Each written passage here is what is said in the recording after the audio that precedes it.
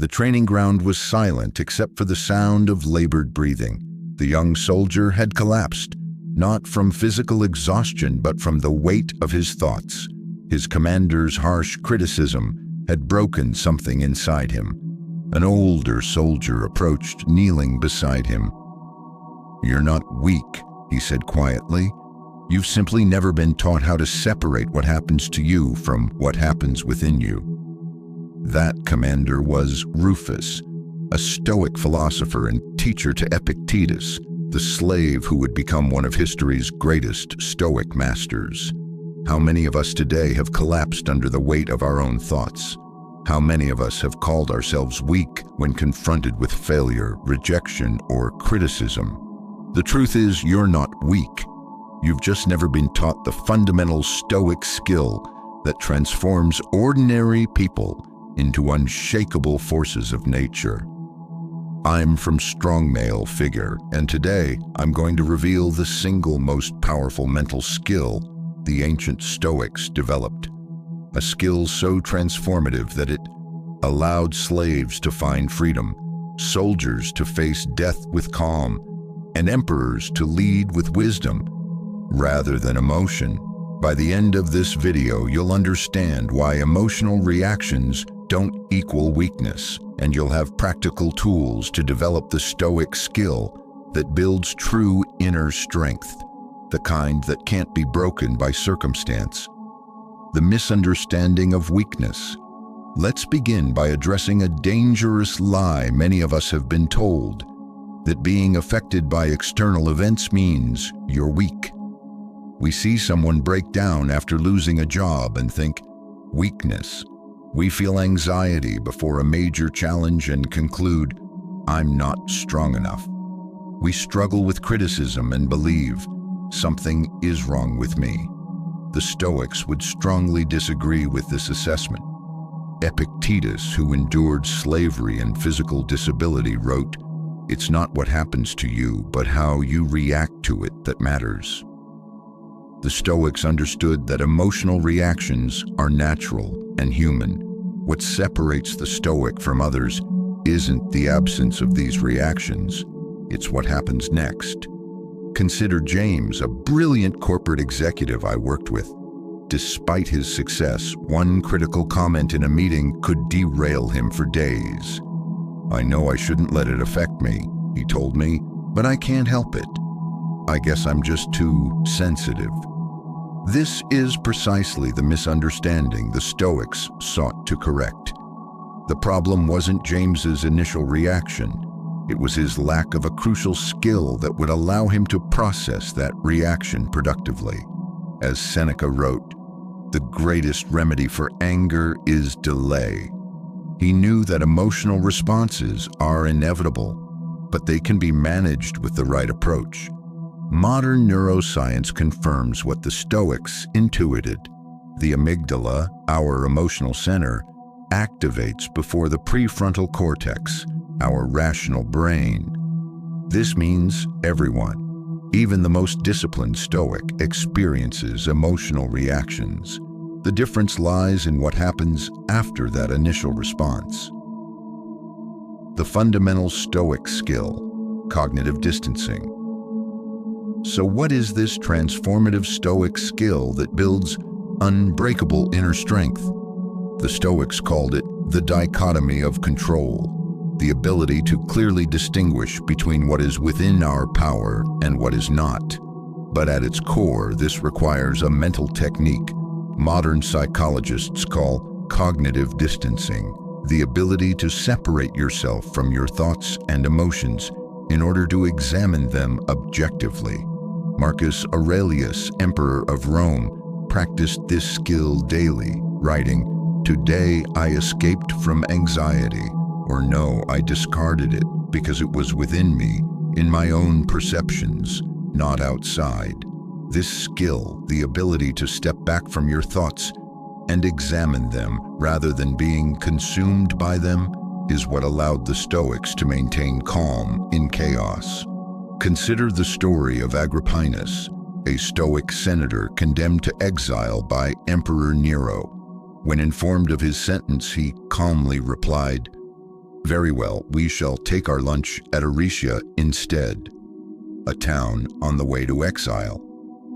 While others would be overwhelmed by such news, Agrippinus demonstrated the power of cognitive distancing, separating the event from his judgment about the event.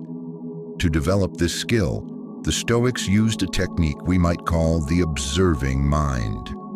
Rather than saying, "I am angry," they would say, "I observe that anger is arising in me." This subtle shift creates space between the person and the emotion, allowing for choice rather than reaction.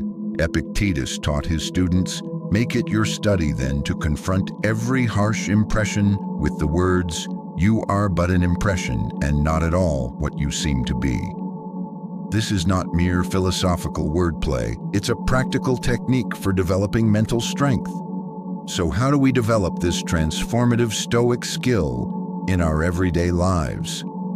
Let me share 3 practical exercises the ancient Stoics used implementing today. The Stoics began each day by mentally rehearsing potential challenges and preparing their responses.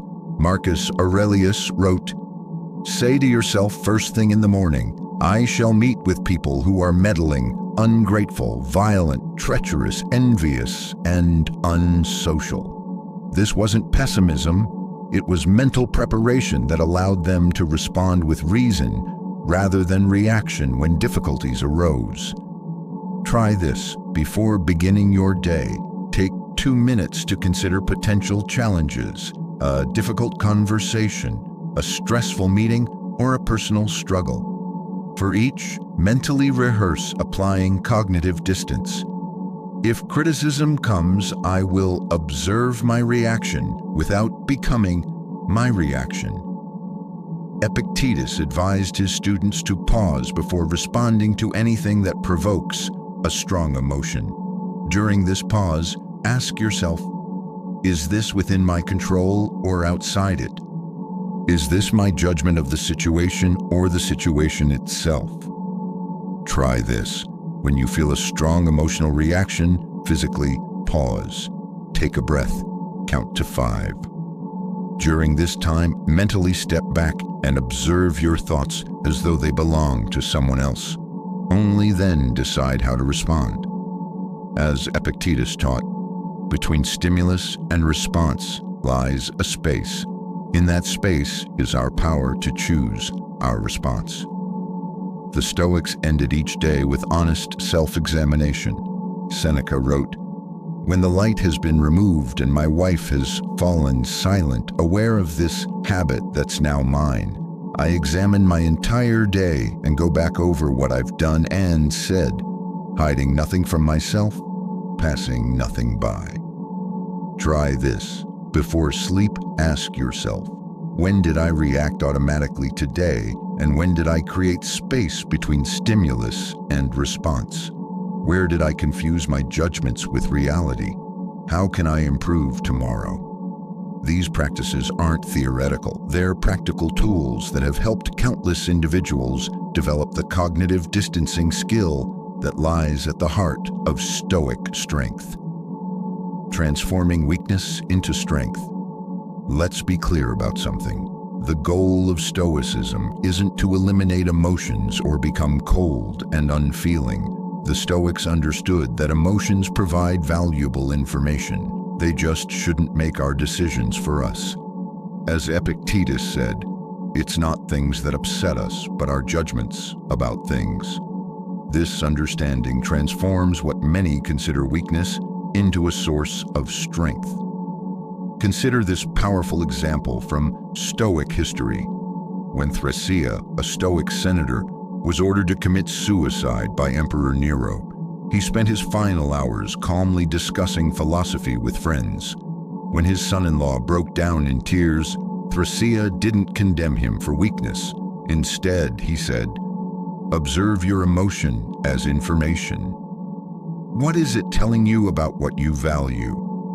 This is the essence of Stoic strength, not the absence of emotion, but the ability to learn from emotion without being ruled by it. I worked with a former Marine, let's call him Mark, who believed his occasional anxiety made him weak. Through practicing cognitive distancing, he discovered something profound. I realized my anxiety was actually information about what mattered to me. By creating space between myself and the feeling, I could use it rather than being used by it. This is the transformation the Stoics promise. Emotional reactions become data rather than dictators. As Marcus Aurelius advised, if you are distressed by anything external, the pain is not due to the thing itself, but to your estimate of it, and this you have the power to revoke at any moment. As we conclude our journey, let's return to that young soldier on the training ground.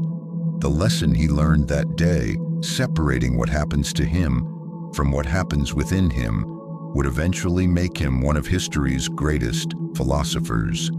You are not weak for having emotional reactions. You've simply never been taught the fundamental Stoic skill of cognitive distancing, the ability to create space between stimulus and response, between what happens to you and what happens within you. This skill doesn't develop overnight.